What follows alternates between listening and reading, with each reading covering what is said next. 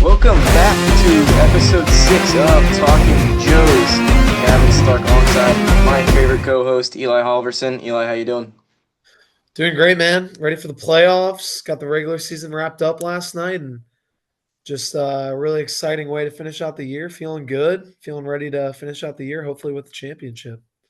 Absolutely. I mean, the vibes feel high now after coming off of this sweep against your rival Xenia. Not just your rival, the team you're going to play again on starting tomorrow. We're filming this on a Sunday night, usually film on Mondays nights on a league off night. But the league off night was today on Sunday instead for a change of things. Regular season has officially wrapped up in the Great Lakes Summer Collegiate League, and the Joes are lucky enough to be in the postseason. I wouldn't even say lucky. These guys have really earned that spot, and it's something we've talked about all season, Eli, that we thought this team was going to be a for sure postseason team, and they're definitely that, and they're in their full stride, it feels like right now. Yeah, you kind of feel like the tide is turning here. You come back from the All-Star break and it's just all gas, no brakes. Immediately you come out, you sweep the team that's been at the top of the division the entire year and kind of just set the intention for what the playoffs are going to look like. I mean, you really couldn't ask for a better series. I mean, you really couldn't ask for a better way to kind of push the momentum into the playoffs and get the team ready to go for hopefully one final push next week. 100%. And before we get into anything else in this episode, if you want to read a more in-depth version of what's really the regular season, second half of the regular season, and what to expect in the postseason run for the Joes, you can read that article on HamiltonJoes.com. Eli and I wrote that, so check that out for sure. Give that a read. But we got a special guest today, Brett Denby, shortstop for the Hamilton Joes, and recent Wright State commit will be joining us rather shortly. He'll talk about the season and really just the postseason itself, and then a little about himself, so you get to learn some more about MVP, All Star Game MVP, Brett Denby. So that'll be super fun. Yes, sir. I mean, we can go over the Xenia series real quick, Eli. I mean, to really be quite frank, it was Joe's dominate from start to finish. It felt like within this series, they started off on Thursday night in Xenia, and it was dominant from start to finish for the Joes. They dominated and won that ball game 10-1, and it kind of felt like they brought that momentum on Friday night back in Hamilton, where they'd ultimately win the series there and secure it there. But Dale Ellis was on a 50 pitch count, only expect to go about 3 innings when we talked to Charlie Smith, pitching coach for the Joes, and he ended up going four, and he was brilliant. Unbelievable stuff. Gave up 2 hits, 0 runs in his outing, and that's exactly what you needed to see as a Joes fan. And honestly, if you're Dale Ellis as well, because we saw Dale Ellis last time we talked about him, it was when a game that didn't count. So a game that didn't count, but it counts in his head. He's thinking about that game for sure. It's not something you can just erase from your mind, even though you're going to try to. But it was kind of a disastrous comeback from that injury that he had, and then kind of thinking about it, couldn't stop thinking about it myself. And then Friday night he gets to start, and he looks brilliant, and it's like back to Dale Ellis ways. So it's super good going into the postseason. He's going to be a guy that's going to have to start a game for you. I mean, Absolutely. this has been one of your better starting arms all season, and you're going to need him now. Yeah, and I think that's kind of the biggest thing is if you go back to our episode last week, I think the thing we talked about most is like who's even going to pitch this weekend? Like, what is the pitching rotation even going to look like over this 3 days? And I think for the most part, I mean, obviously some bumps and bruises. You give up some runs on what was that Saturday night, but I think for the most part, the pitching delivered. The pitching looked really good, and I think there were people stepping up.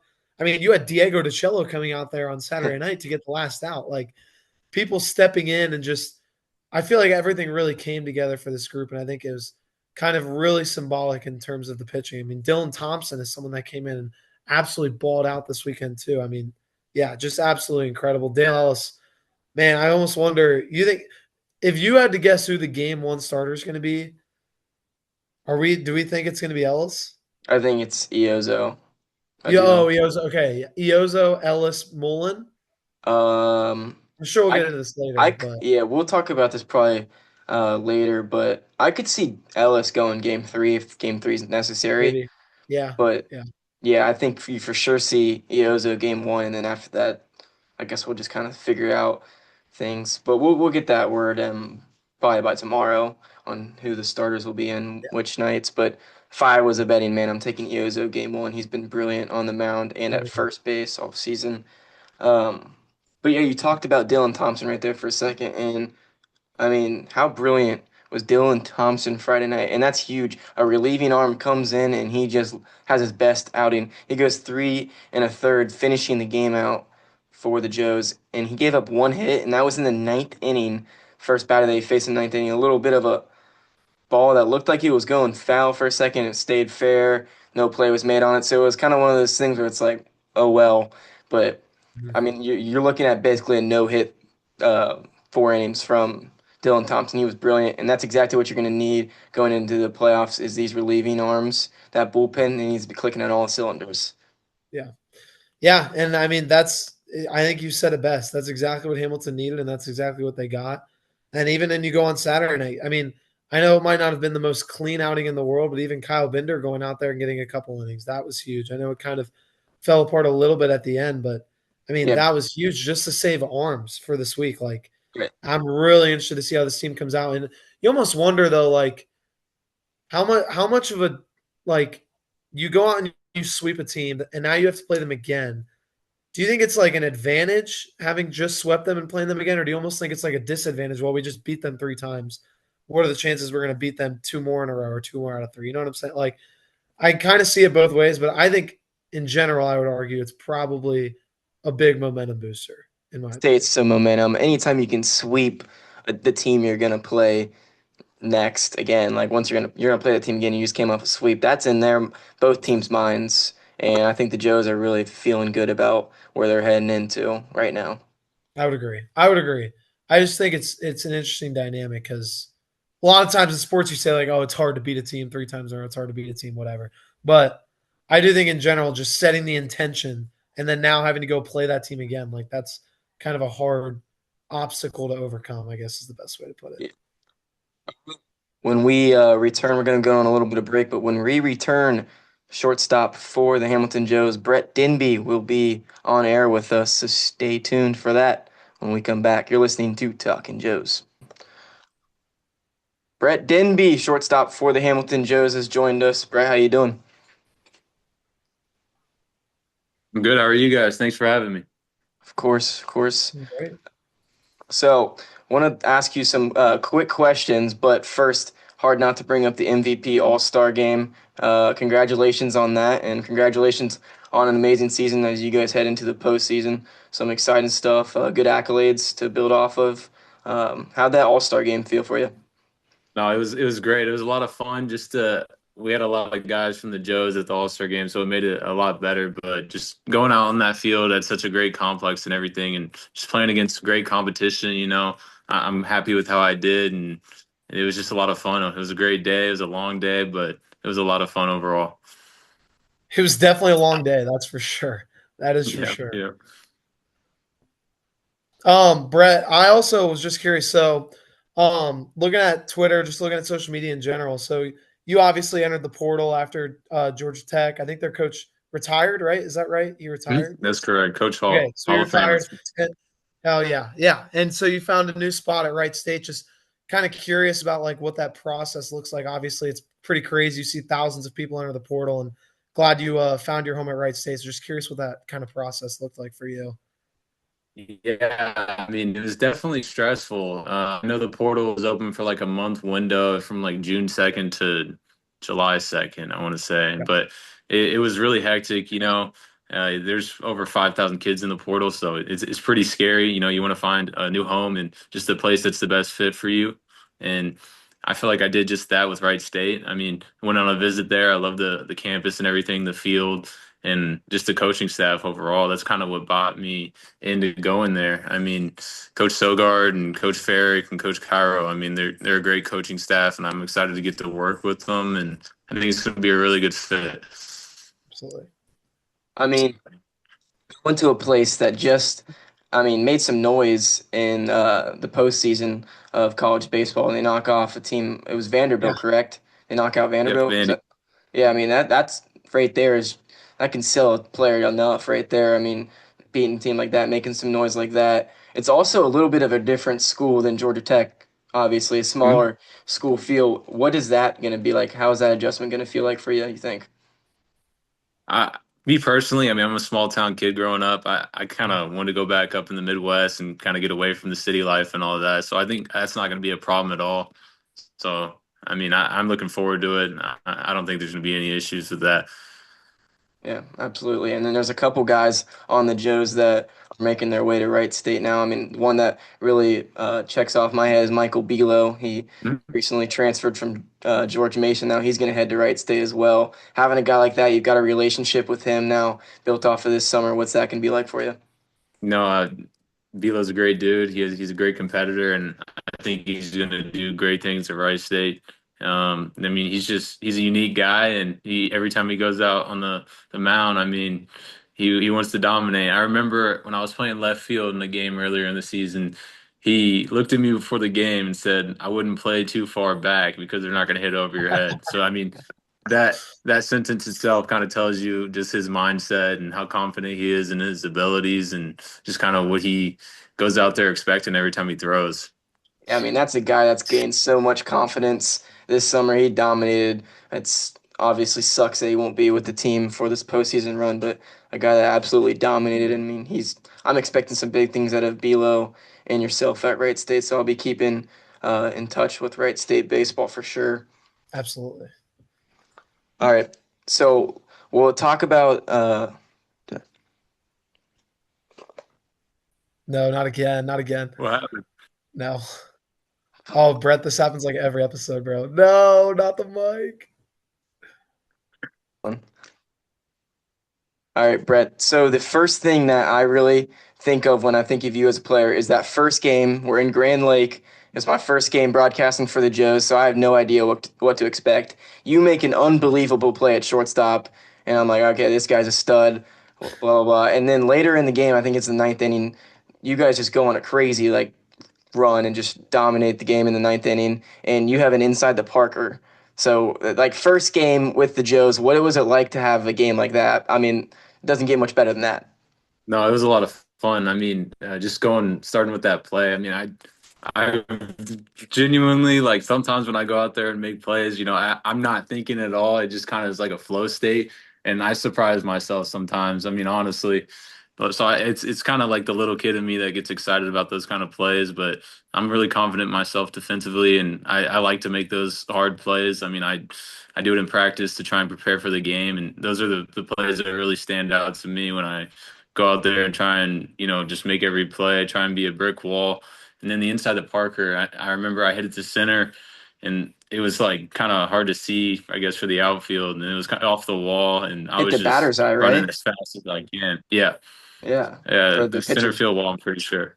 But I Yeah, it mean, was I like was just the running as upper. hard as I can, and I haven't like actually looked back at it to try and see like what happened, but I mean, I was moving pretty fast, and right as I was going around third, I see Hunt waving me, and I'm like, oh, I need to get in there.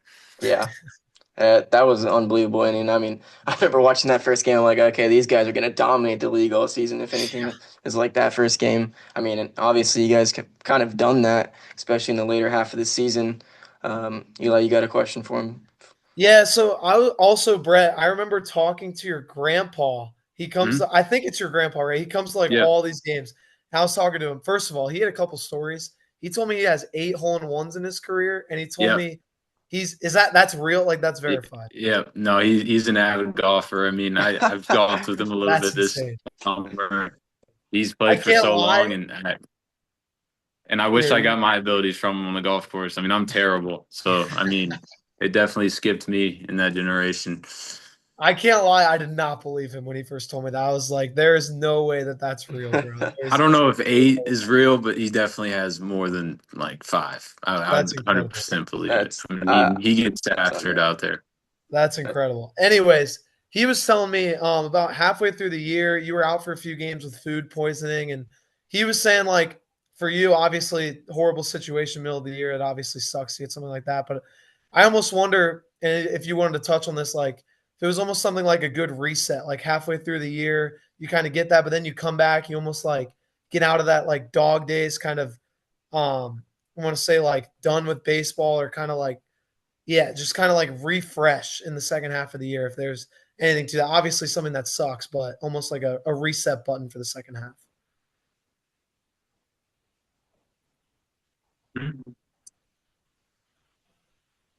Every day. I mean, it doesn't. It's not easy on the body and mind, but I mean, at the end of the day, like I want to play. It's what I love doing, and I think that reset.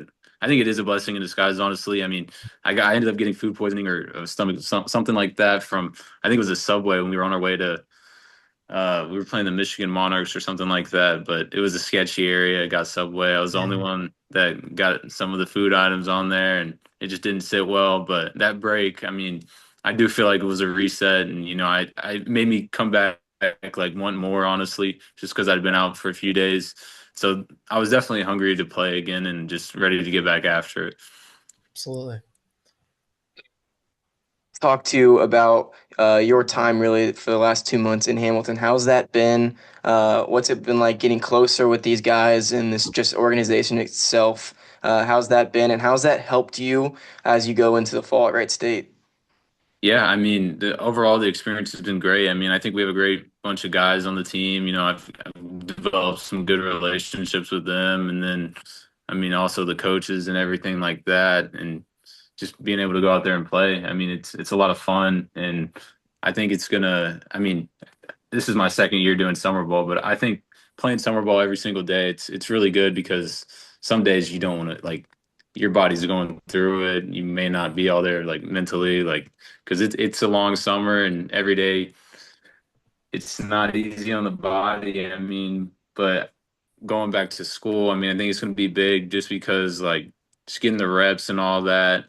Just playing baseball. I mean, that's the biggest thing it comes down to, just the experience of playing.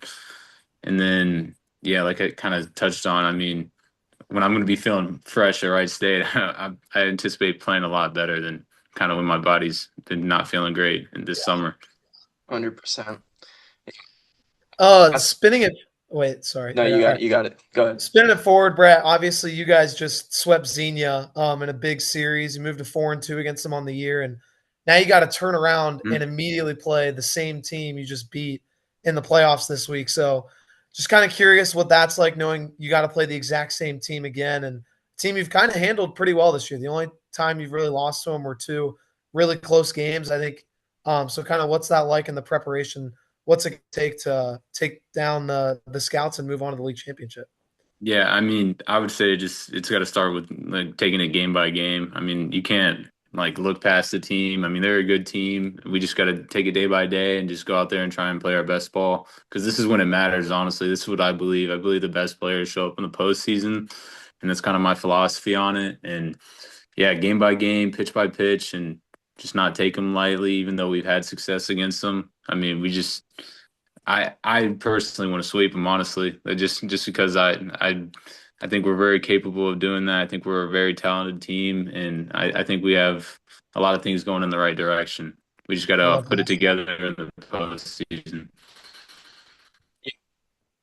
Keep talking postseason. What are the vibes like within just the locker room itself? Like, how are you guys feeling going into the postseason? Obviously, you're on a 5 game win streak, so the team's looking great. Like, you guys have won 5 in a row. That's got to feel good. But what's the vibes like in total right now?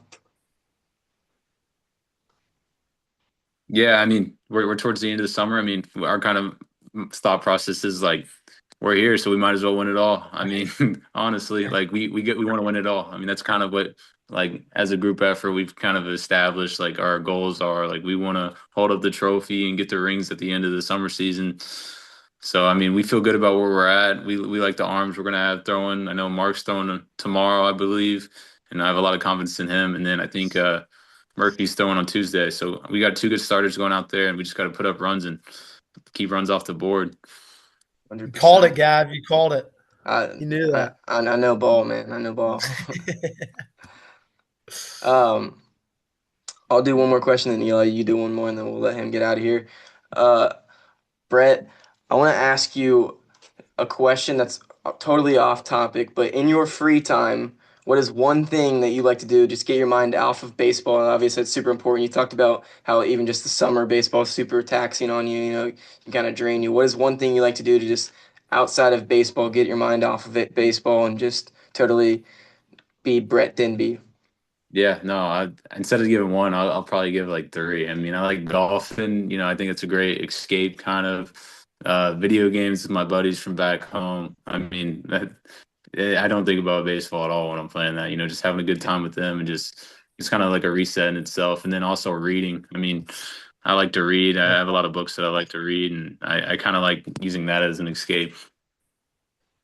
Okay, so going off that, give me your number one go-to video game, and then give me either the best book or the best book series that you've ever read. Like, what's the go-to number one on the top of the power rankings list? I'll start with the book because I'm pretty excited about it. But it's Okay. Relentless by Tim Grover. I mean, that's my Okay. favorite book of all time. I mean, this dude was the mind, like he was the mental coach for Jordan, Dwayne Wade, and it just talks about being a competitor. I mean, that's what I love. I mean, I'm a competitor at the end of the day, and it gives a completely different perspective on not even just sports, but just the way you attack life and like setbacks and all that. And I think it's a great book, and I would recommend it to not just any athlete, but just any like young individual out there just to read it. I mean, it's my favorite book. I love it. But it's Relentless by Tim Grover. And then video game. I mean, they're honestly not hitting the same like they used to, but I've been playing a lot of the show. But Okay. Okay. yeah, I mean, the show. It's not, yeah, I'll go with the show. You I got me got doing research live on the pod on this book, dude. I might have to give it a read. I got a book for you, Brett. I don't know if you've read it or not. I used to read this before every golf match in high school just to Mhm. like get my mind settled in. It's called The Inner Game of Tennis. Okay. I started reading it sophomore year of high school, and it's basically like what you were just saying about that book, but it's about the mental side of sports and all of Yep. that.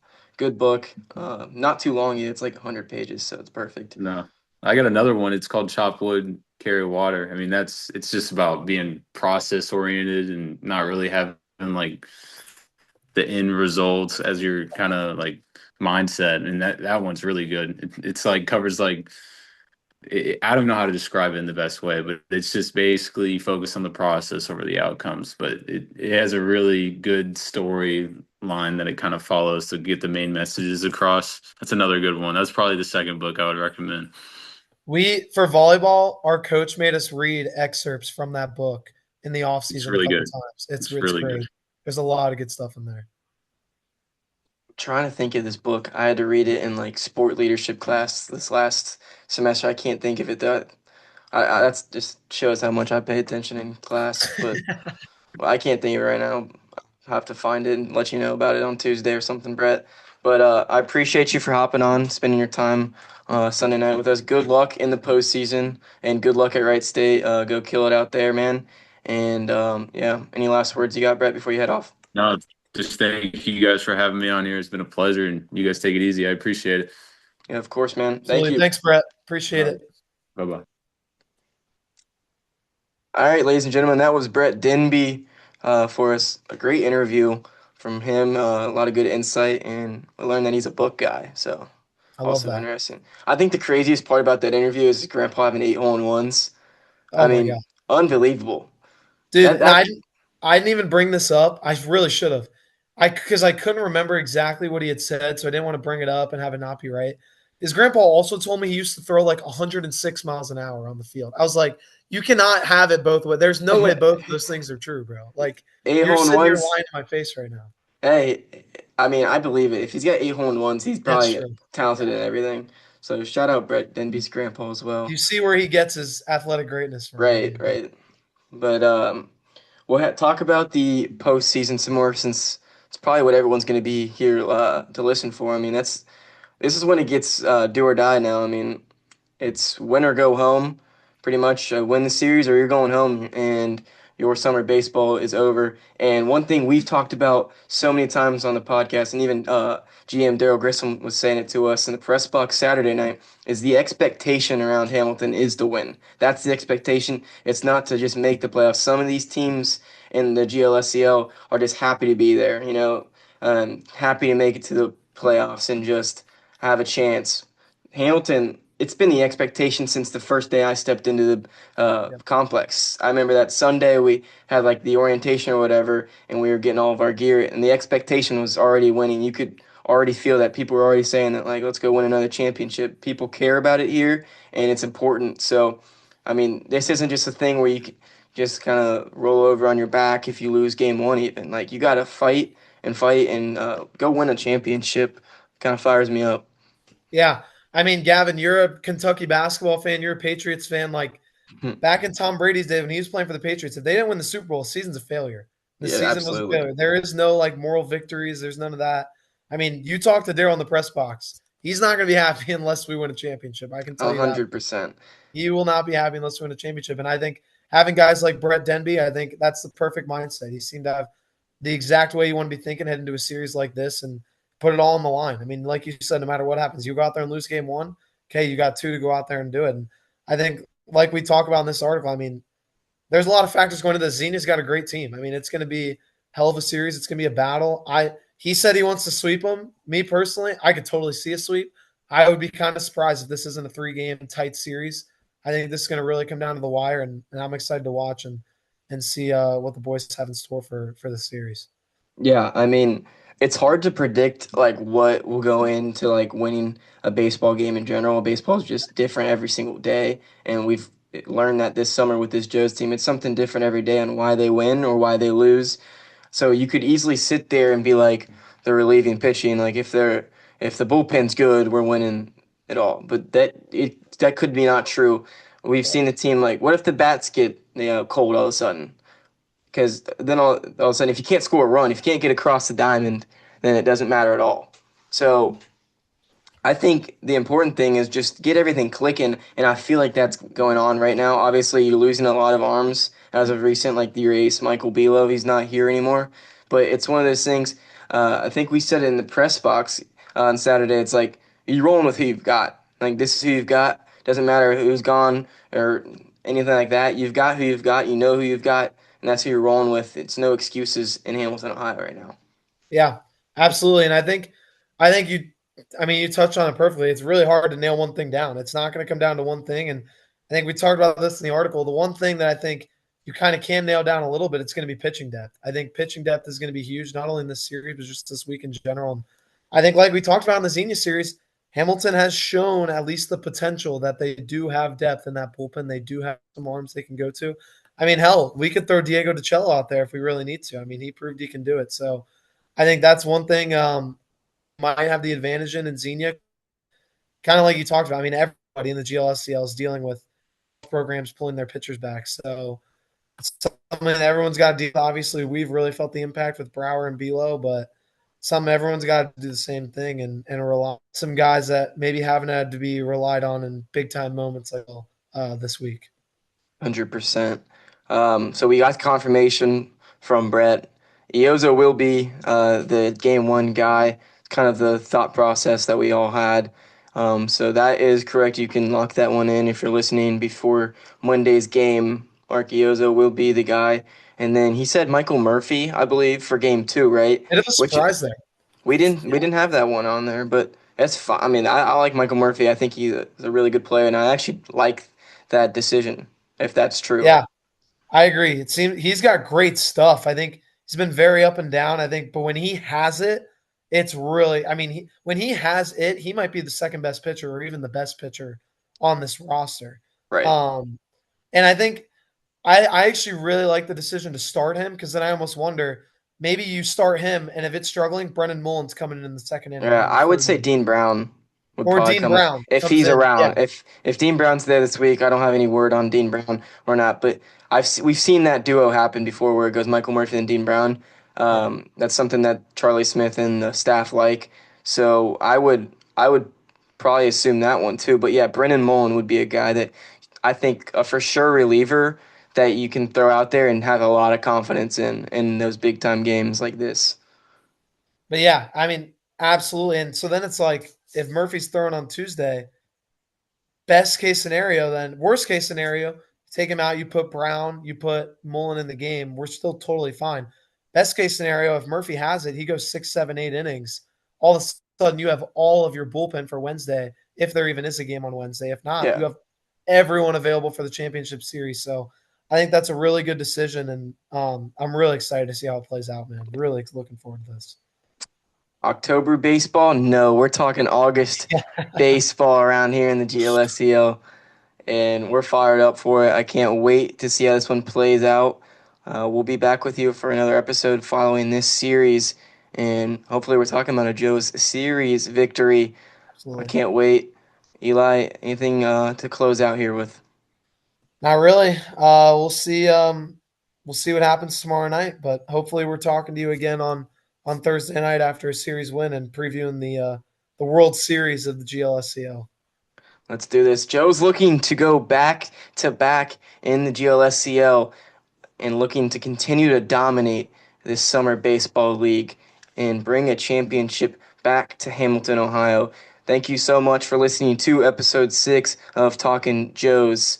Alongside Eli Halverson, Gavin Stark, we say so long.